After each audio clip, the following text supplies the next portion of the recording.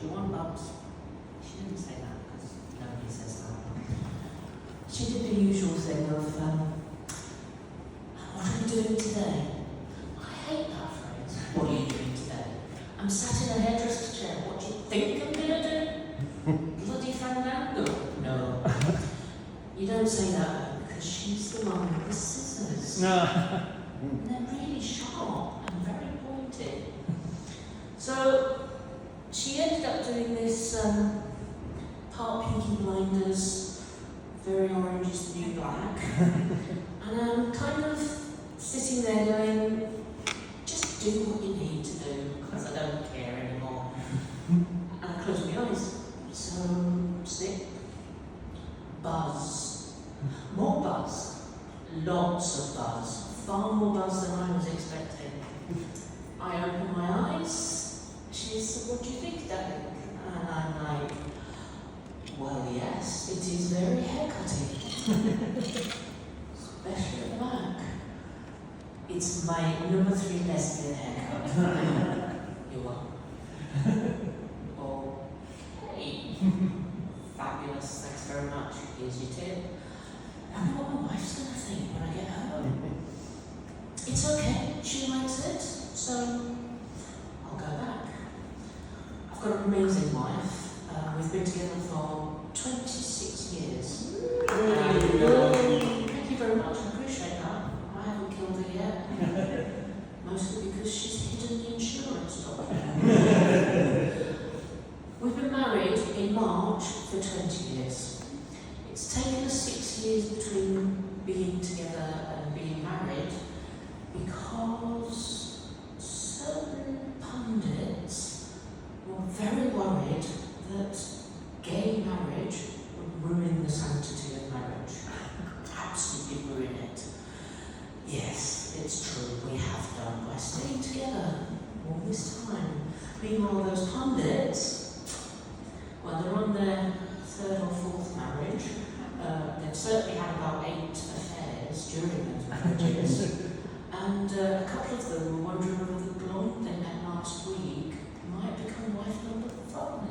But we've messed up the sanctity of marriage. It's an amazing experience. As I say, we're never going to divorce or anything like that because we're not quitters. We will endure. We have to. It's in the contract, apparently. We know this because we signed one to make us civil. So for a few years we had to be civil with one another in this kind of partnership thing. And then eventually we could swap the civil portrait certificate for a marriage landscape certificate. Got to pay more money for being married to the same bloody woman. How's that fair? So she's an amazing lady, and people are like, how have you been together for so long? Simple answer, she's blind. She's not fully blind, she's only blind in one eye, so I stay to that side. It's the only way to get away with things, honestly. And and she's got no depth perception, so she thinks everything's flat. The world is flat. Which works for me, because I keep telling her I'm an 8-stone 4 beauty queen. I think she knows I'm lying. Anyway, she's amazing, and she's been particularly amazing the last few years because I developed bowel cancer, which is a bit shitty.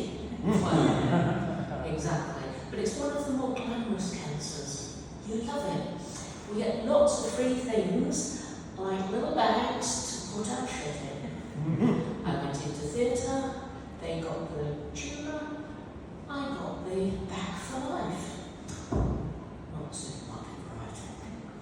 So yes, I get to shit in a bag, which is that's a bit shit really. Using the right words here. Because you just can't trust it. It will let it go anytime it wants to. Anywhere you are. I can be sat eating, and the next thing I know, it's active. So I'm eating and I'm shitting at the same time. The only people I know can do this are very drunk blokes We've got a kebab in one hand and the toilet rolls on their right. Yes, that's on the boot bar. So I don't know what I'm doing next because I've forgotten some words, but it's okay because I'm amongst friends. Okay, so stoma, what is it? They cut a little hole in your belly and then they pull some of your innards out and that's where the shit comes out. Not there, not there. And to do it, they turn a little bit of your innards into what can only be described as the former Cardassian bee-sting lips. Which is perfectly acceptable because just like the Cardassians, just shit comes out. And then before you know it, you're drinking fizzy pop, never from a can and never from a bottle, never the fizziest beer that's on tap, because before you know it, pufferfish on your belly, it clings to you for dear life. It bounces around inside your underpants. You look like a drag king that's got a bit optimistic. It's okay though.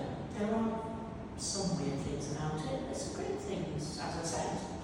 I can be driving a car and I can be pooping at the same time. I know you're jealous. It's true.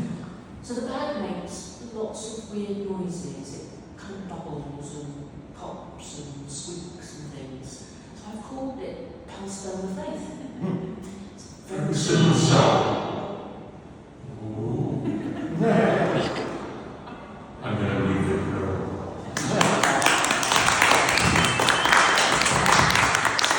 Thank you very much, Julie, ladies and gentlemen. Julie, how many gigs have you done now? This is my second. Second gig.